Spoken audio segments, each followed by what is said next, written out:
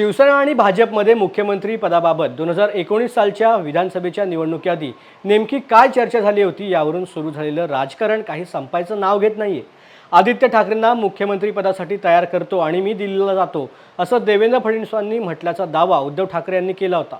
यावर उद्धव ठाकरे भ्रमिष्ट झाले असून त्यांना वेळ लागले असं म्हणत राज्याचे उपमुख्यमंत्री देवेंद्र फडणवीस यांनी उद्धव ठाकरे यांनी मुख्यमंत्री पदाचा केलेला दावा खोडून काढलाय। अमरावती जिल्ह्याच्या दर्यापूरमध्ये काल भाजप उमेदवार नवनीत राणा यांच्या प्रचारार्थ जाहीर सभा घेण्यात आली। यावेळेला फडणवीस यांनी ठाकरेंवरती तोफ डागले।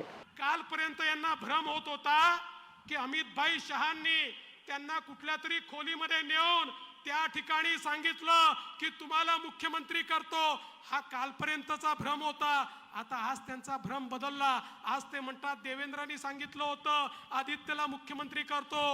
उद्धवजी पहिले हे ठरवा, अमित भाईंनी सांगितलं की देवेंद्रांनी सांगितलं? अमित भाईंनी सांगितलं तुम्हाला मुख्यमंत्री करतो की देवेंद्रांनी सांगितलं आदित्यला मुख्यमंत्री करतो? बंधू भगिनींनो, हे भ्रमिष्ट झालेले आहेत। आता यांना खुर्ची गेल्यानंतर काही समजत नाहीये आणि त्यामुळे एक खोटं लपवायला दुसरं खोटं बोलतात।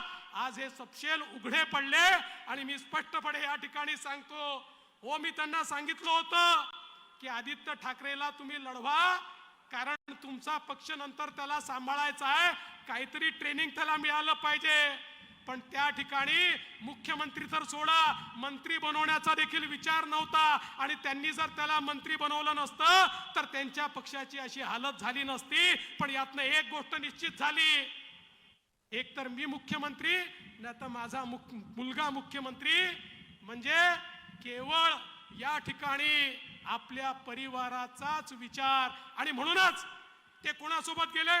काँग्रेस सोबत आणि राष्ट्रवादी काँग्रेस सोबत। कारण काँग्रेसमध्ये सोनियाजींना राहुलजींचाच विचार, राष्ट्रवादीमध्ये पवार साहेबांना त्या ठिकाणी सुप्रियाताईचाच विचार आणि या ठिकाणी उद्धवजींना आदित्यचाच विचार। तुमचा विचार करणारं कोणी नाही।